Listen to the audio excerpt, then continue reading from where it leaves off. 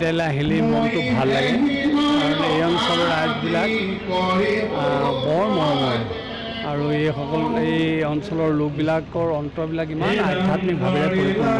সেইকাৰণে যিমানেই ব্যস্ততা নাথাকক তেখেতসকলৰ মাজত উপস্থিত হৈ আমি নিজেই কৃতাৰ্থ অনুভৱ কৰোঁ।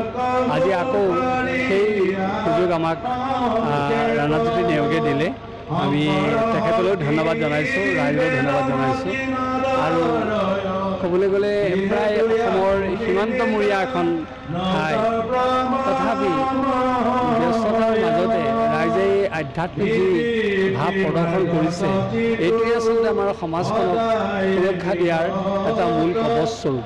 সেয়ে আমি ৰাইজৰ এই চিন্তাৰ শলাগ লৈছোঁ আৰু ক'বই লাগিব, ভাগৱত আমাৰ জীৱনৰ অবিচ্ছেদ্য অংগ। ভাগৱতে আমাক যেনেকৈ পোহৰ দিয়ে, ভাগৱতে তেনেকৈ আমাক জীৱনৰ শৃংখলিত দিশ প্ৰদৰ্শন কৰে আৰু ভাগৱতে আমাক লক্ষ্যৰ উদ্দেশ্যত উপনীত হোৱাৰ বাৰ্তা প্ৰদান কৰে।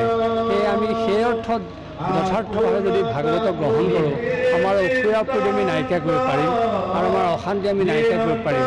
কিন্তু আজি অসমৰ এনে এখন গাঁও নাই, নগৰ নাই, চহৰ নাই, য'ত ভাগৱত কীৰ্তন হোৱা নাই।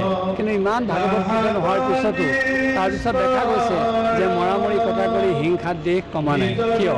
অৰ্থাৎ ভাগৱতৰ তত্ত্বসমূহ যথাৰ্থভাৱে প্ৰতিফলন হোৱা নাই। গতিকে আমি প্ৰতিফলন হোৱাত যদি মনোযোগ দিওঁ, তেতিয়াহ'লে আমি নিশ্চয় এনে দুৰ্দশাৰ পৰা আমি পৰিত্ৰাণ পাম। কাৰণ অকল কীৰ্তন কৰিলেই নহ'ব, পৰিৱেশ সৃষ্টি কৰিলেই নহ'ব, তাৰ তত্ত্ববিলাক অনুধাৱন কৰি আমি জীৱনত প্ৰতিফলন ঘটাবলৈ সকলোৱে সচেষ্ট হ'ব লাগিব।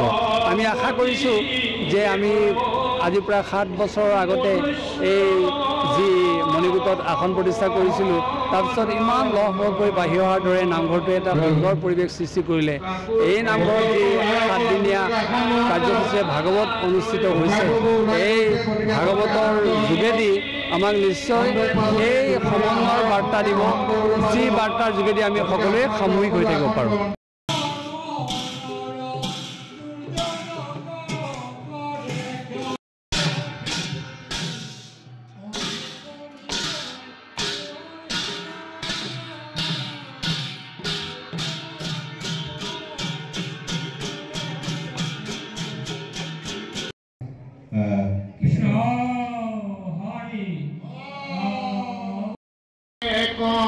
মাঘেটাইলৈ আহিলে মনটো ভাল লাগে কাৰণ এই অঞ্চলৰ ৰাইজবিলাক বৰ মৰমৰ আৰু এই অঞ্চলৰ লোকবিলাকৰ অন্তৰবিলাক ইমান আধ্যাত্মিকভাৱে পৰিপূৰ্ণ।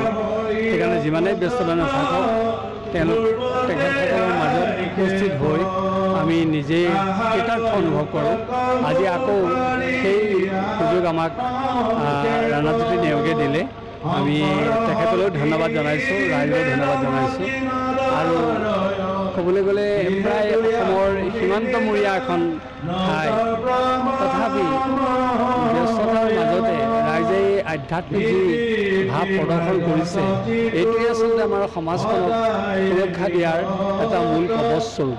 সেয়ে আমি ৰাইজৰ এই চিন্তাৰ শলাগ লৈছোঁ আৰু ক'বই লাগিব, ভাগৱত আমাৰ জীৱনৰ অবিচ্ছেদ্য অংগ।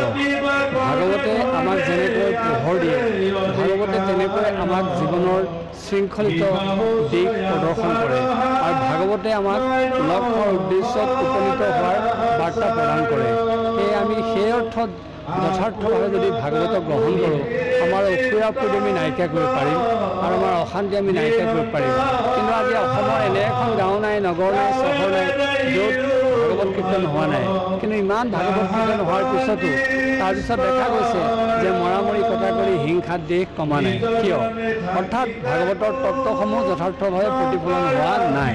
গতিকে আমি প্ৰতিফলন হোৱাত যদি মনোযোগ দিওঁ, তেতিয়াহ'লে আমি নিশ্চয় এনে দুৰ্দশাৰ পৰা আমি পৰিত্ৰাণ পাম।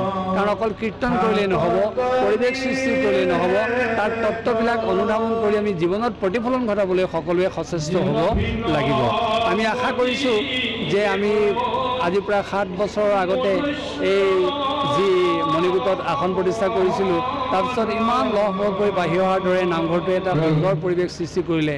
এই নামঘৰত যি 7 দিনীয়া কাৰ্যসূচীৰে ভাগৱত অনুষ্ঠিত হৈছে, এই ভাগৱতৰ যোগেদি আমাক নিশ্চয় এই সমন্বয়ৰ বাৰ্তা দিব, যি বাৰ্তাৰ যোগেদি আমি সকলোৱে সামূহিক হৈ থাকিব পাৰোঁ।